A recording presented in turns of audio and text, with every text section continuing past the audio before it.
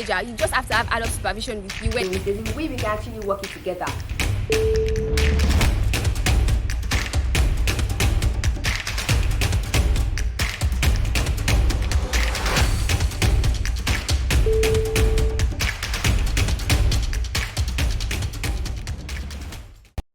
Hello guys. Okay, so today on the show, I caught a big fish. When I say a big fish, I really mean a big fish. My guest on the show today is a certified health and wellness coach. She's an author and also an alumni of the Cherry Blair Foundation. She is a chemical engineer. I am not kidding when I said I really caught a big fish. She's also a managerial psychologist by training.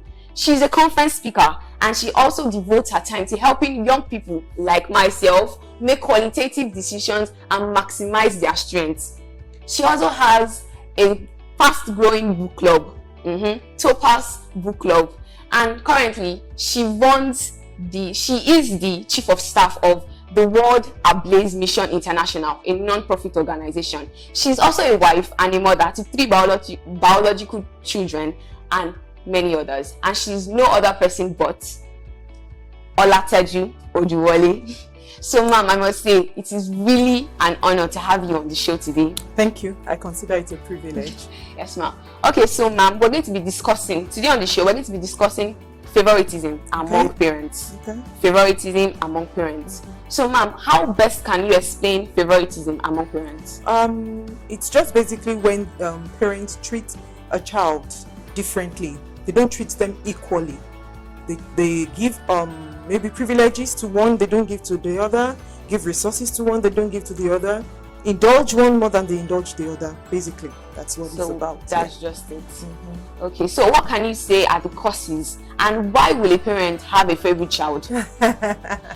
I think that first of all, some probably unconsciously, there may be various reasons. First, it could be health. Some children might have health demands and challenges more than the others. Some, it might just be because they have a particular personality that the parents likes. Maybe one is too boisterous and the other one is cool, calm and collected.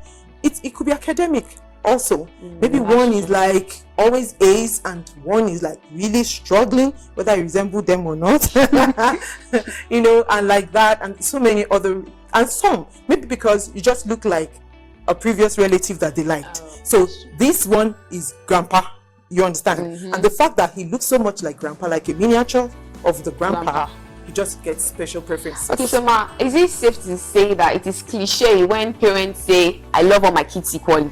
Is it possible for a parent to actually love all their kids equally? Because I think I speak for every kid out there when I say we have all been in that situation where we feel like our parents loves our sibling or sibling more than us, because I know I have been in that situation. I'm always like, and I feel like my sister has also been in that situation. Now the truth of the matter is that don't forget that your parents were once children too, and the likelihood that they too would have had that feeling, and so probably they have grown to understand that if they keep acting like really saying it out that this is my favorite, it might affect one person who does not feel well loved or taken care of. So they will just try their best. Look, human beings, parents are human beings, and we're all human beings. You have your favorites. It might be food, it might be music, whatever, and then so it's just normal. But it's not easy to come out and say, okay, I have favorites amongst my children. So all you're just going to try to say is, okay, I love all my children. But at the end of the day, you will try, well, let me say, you should try your best as a parent to show love to them. At least there has to be a standard that you show love to everyone and care for everyone the same way. Okay, so you have heard it from no other person but Teju Oduwole. Parents out there, you should try as much as possible to love your kids equally. So guys, we'll be going on a short break right now and we'll be right back.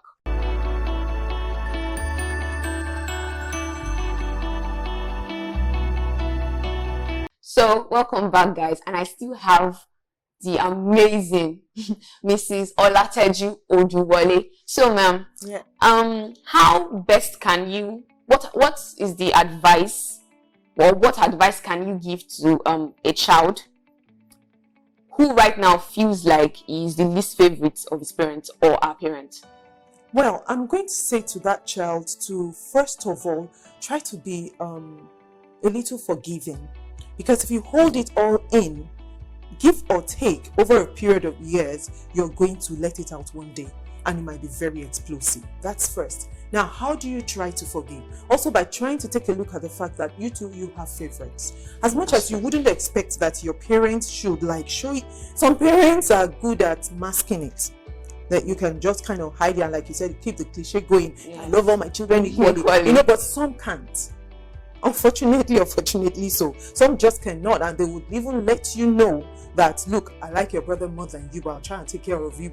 You understand, you get the basics. So that's the first. If you just try and understand that it's just human to have favorites. Then thirdly, I think that you should be able to have a conversation about it. When you're a little bit older, when you're young, you take it all in and you sulk, you cry, you throw tantrums, you're angry, you beef your sibling, and you do all of that. Being there, done that. Yes, I'm telling you. But after some time, you cut their slippers. You know all those. And when you cut it, you feel justified because you're thinking they'll still buy you another one. Yes, so let me just slash this one and use it to punish mommy and daddy for what they're doing. This is really realistic and relatable. Okay, ma'am. So you made a comment earlier. I would like you to actually make an emphasis on that about the forgiving aspect. Okay. So can you just expatiate on that for kids out there? Okay. I think the main thing for them is just think a little bit about what you two like and what you would give to have what you like.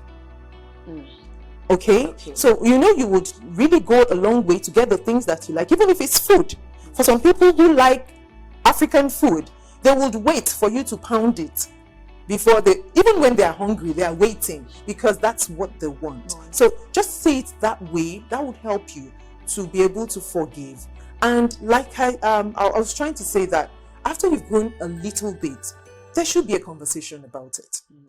Of course, we should try not to make it explosive, but there should be a conversation about it. So it's either your father or your mother or your sibling or all three of them. There should be a conversation about it. Because at times between couples, it's not like they both agree such a thing should happen, but for one reason or the other, some people place preference on different things in life. So it's very possible if the father or either the father or the mother is not in agreement with that kind of a trait, he might just be able to encourage you and tell you sorry. I mean, your other parent wasn't out to hurt you, but I mean that's just their preference in life. That's just how they handle their own issues. Sorry about that. At least I have shown you, I have shown you. But if it's both of them, then have the conversation with both of them. At least as you've grown older, you should, because there's a tendency you could carry, and then you think of your own children. If you're hurt and you bottled it all up, it's likely you're going to dissipate it on somebody. You're going to transfer the aggression on somebody, and it's likely your spouse or your children in the future. Okay, so you cannot deny the fact that this conversation has been interesting. Okay, so ma'am, the last question actually is how best do you think a parent can actually love their kids equally, even though you love one more than the other? How best can you hide that? How best can you keep that to yourself? Okay. I think it's the thing about your capacity and the decision you have to make. Because whether you like it or not, some children can be very annoying. And some can be very troublesome. Oh my God. And you keep saying the same thing over and over and and you're screaming and yelling and they're telling you stop shouting, and they're not doing what you ask them to do. So I think for the parents, it's tolerance and understanding. And I tell some parents that at times, what the child is doing is like someone that you were when you were younger. Okay? So probably you've done those things and you're like, this thing doesn't pay. So this boy don't do it, or this girl don't do this, but the girl might still just be enjoying such a thing. So you should be understanding and you should help the person to say, okay, I don't like this, even though he's not doing what I don't like, he keeps doing what I don't like, I would still try to find that even if it's this tiny little bit of good in this person, because the one that is boisterous and will keep talking and making everybody happy could just become a media personality or something later. Just need to help fine tune and then balance, help to focus it in the right direction. So, but for the children, I think the children too need to get to a point where they calm down.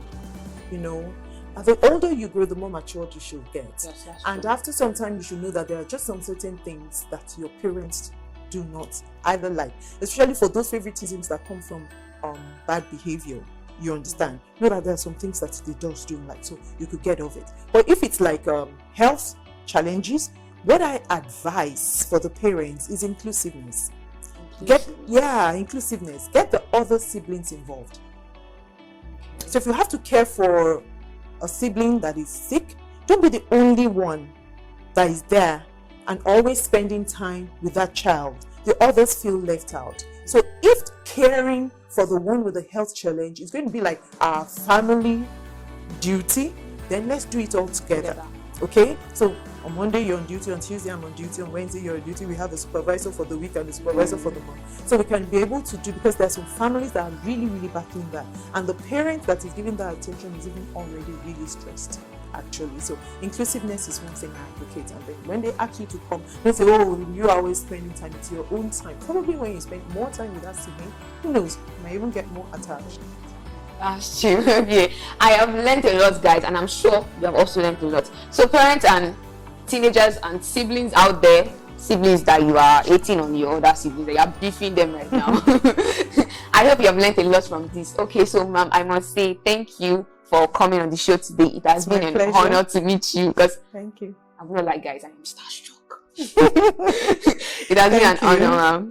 Okay, so guys, this comes to an end of this interesting episode of Naija Things Connect, and I still remain your girl, Ife Oluwa. So guys, don't forget to like, subscribe, and leave a comment. I'm sure you enjoyed this video now, so leave a comment. Okay, so till next time, guys, bye. Stay cool and stay jiggy.